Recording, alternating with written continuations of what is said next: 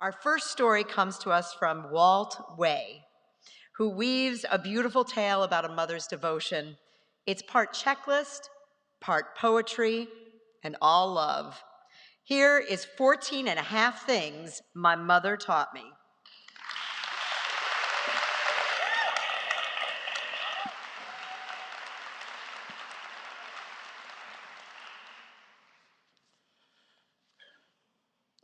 Jill Churchill once said, "There's no way to be a perfect mother and a million ways to be a good one." I've always thought mothers were the closest thing to God as they bring life into this universe. I was told that the hardest part is you have to keep this life that you gave life alive. Amongst flames that can melt flesh from bone to water that can extinguish those same flames that you worry about me drowning in. I'm sorry for every time I scared you. I promise all your tears were not wasted. They landed in soil and grew into a man you could be proud of. All that pain did not go in vain. So right now, only if you allow, I'll explain 14 and a half things you taught me. 1, listen to your mother.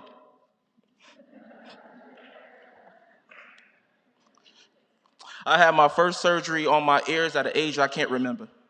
Lack of hearing had me miss out on your laughter as well as your screams. My siblings may call this a blessing and a curse. 2, listen to your mother. I thought my ears were fixed. I guess they weren't. Surgery number 2, I couldn't hear a pin drop in a quiet room, but you made sure you were in my ears, as well as expand your vocal cords well outside the range of normal, just so you can tell me everything would be all right. 3, 4, 5, and 6, listen to your mother.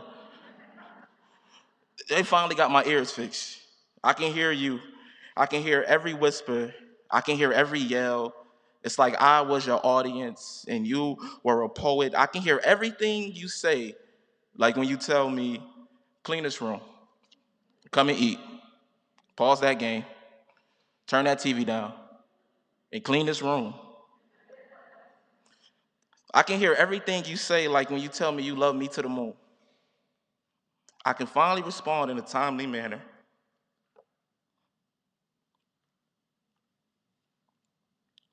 I always told you I loved you to God. You always replied with, "Ooh, you got me."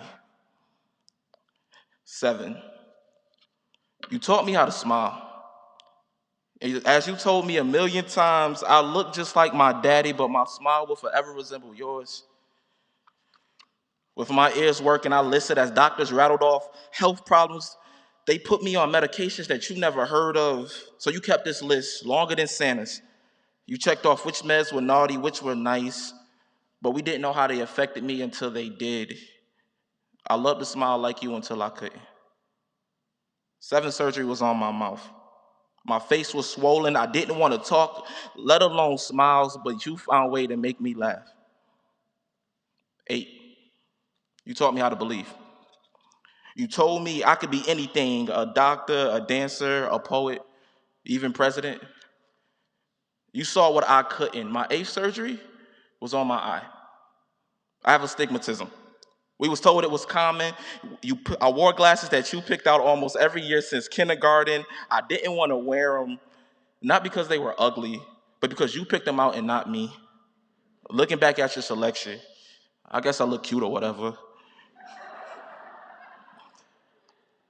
I couldn't see me with your eyes, and I couldn't see you with mine. You held my hand as you guided me through a childhood you never imagined. Late night check-ins, the constant worries, the precision needed to take care of an individual with my status. That status is your child. I'm kind of sad because I'm just now seeing that. 9, you taught me compassion. You told me my voice could change the world. My 9th surgery was a pH probe. They had this thing going from my stomach to a device in the palm of my hand. You monitored every cough, every sneeze, every second of sleep. I don't even know if you slept. You look far beyond your own woes and pains to cater to mine. 10, You taught me to trust my gut. You knew something was wrong. It was like you could feel my pain. It's like my food hated me. It felt like I was taking bites of wrath, and what came back up was vengeance in the form of something called acid reflux. It left a hole in my esophagus. My 10th surgery involved my stomach. Long story short, I was cut 5 times, my esophagus tied to the bottom of my stomach. Believe it or not, that was the easy part. You stayed with me every day inside that hospital. You slept on uncomfortable chairs for almost a week straight just to stay by my side. You showed me the definition of resiliency well before I knew of the word. I just called it love. 11, you taught me how to appreciate life. Surgery number 11 was another pH probe. We went in with confidence. I did this before, I can do it again. Everything was going fine. Crazy thing is, I had a dream under anesthesia for the first time. I woke up in that recovery room that looked oh so familiar. I looked over to you. You're sitting there in a chair, clenching your purse and coat tightly, as if there was a thief in the area. You stand up. You ask me how I feel. I tell you I'm okay. You tell me they lost me. I think to myself, I could see that happen. This is a big hospital.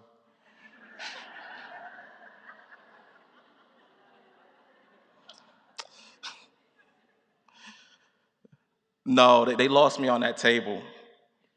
That was the first time I saw fear in your eyes. And at that moment, I realized you worry about losing me just as much as I worry about losing you. 11 and a half. You taught me how to embrace uncertainty. You were never a big football fan. But on this day, when that doctor came from that operating room, his voice resembled a coach. He just called the play, 17 power. With a power, you're going straight downhill. The defense knows where you are, and you know where they're going to be lined up at. They just have to stop you. No play was called.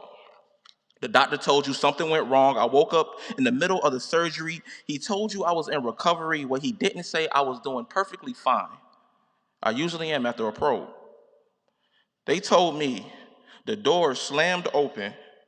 Defense tried to stop you, but you were running straight downhill. They knew where you were going, and you knew where I was at. Needless to say, they couldn't stop you. 12 and a half. You taught me it's okay not to be okay. Another probe. Here we go again. I'm tired of these hospital visits. You can smell the depression creep through my pores as if I'm getting drunk on my own sadness. You always reminded me of how strong I am. The fact that no matter how broken I became, you always found ways to put me back together. 13 and a half. You taught me how to be gentle. This one was different. It was called a Bravo probe. Doctor showed me the size, and I swear it resembled a mustard seed. So I had faith this would be the easy one. As I sat up in that dim recovery room, it felt like the Hawk and Thor was playing tug of war with my intestines. I have never been in this much pain. I could have stayed in that hospital, but like every other time before you chose to take me home, you placed pillows on the couch in a way I would be comfortable. You shrunk portions of food down because I couldn't eat much. You watched how you touched me because you could see the grief in my eyes. But still, through all of that, you found ways of letting me know that you were still there. 14 and a half. You taught me motherhood never ends. I was 18 years old. I'm taking college classes. I drove to Florida with my dad. I touched more states than a politician. The last surgery, I just had to get a tooth pulled, nothing serious. But you know I wanted you there with me. And you were. I learned it's hard to tell one story when you have a book of memories. Love a mother can give is good for the soul, so it sticks to your ribs like when a child hugs you. Love is unconditional. Jill Churchill once said, there's no way to be a perfect mother and a million ways to be a good one. You just did it in under 15.